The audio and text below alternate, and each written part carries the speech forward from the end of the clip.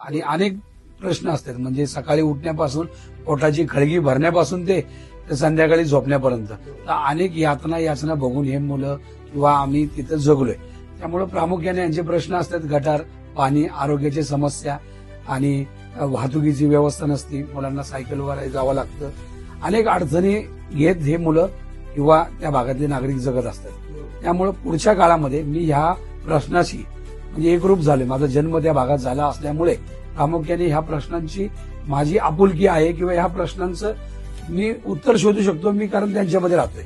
आणि गेले 20 वर्ष मी काम करताना मंडळाचं माध्यम असेल किंवा प्रतिष्ठानच्या माध्यमातून किंवा पक्षाच्या माध्यमातून अनेक वेळा अनेक इतके गंभीर प्रश्न आले, पण त्यामुळे प्रत्येक प्रश्नाला उत्तर म्हणजे आमचे माधुरीताई मिसाळ.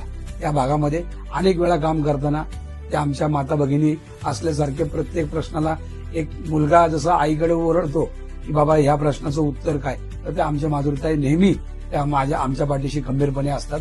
आणि अनेक प्रश्न असतील, म्हणजे माझ्या भागातला फ्लायओव्हरचा प्रश्न असेल किंवा माझ्या भागातला स्वारगेटचा प्रश्न, सीसीटीव्ही, अनेक प्रश्नांचं उत्तर माधुरीताई मिसाळ आहे.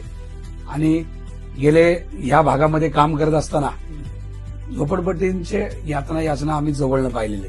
त्यामुळं माझ्या आयुष्यातला सगळ्यात मोठा प्रकल्प हा थोड्या दिवसात येतोय.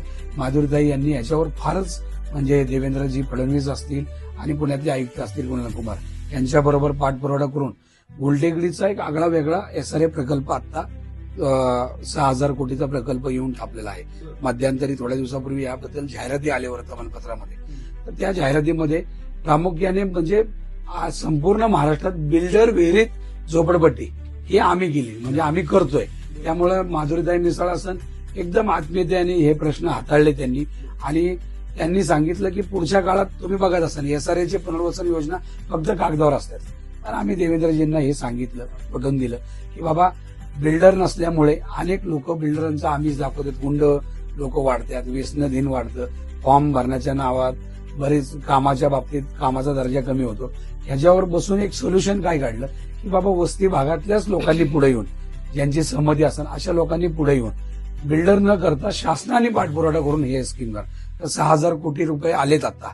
मला वाटतं येणाऱ्या निवडणूक झाल्यानंतर हा प्रकल्प मार्गी लागेल. ह्याच्यामध्ये काय करणार आम्ही, बिल्डर आणि झोपडपट्टीधारक ह्या दोघांमध्ये तिसरा व्यक्ती कोणी नसेल.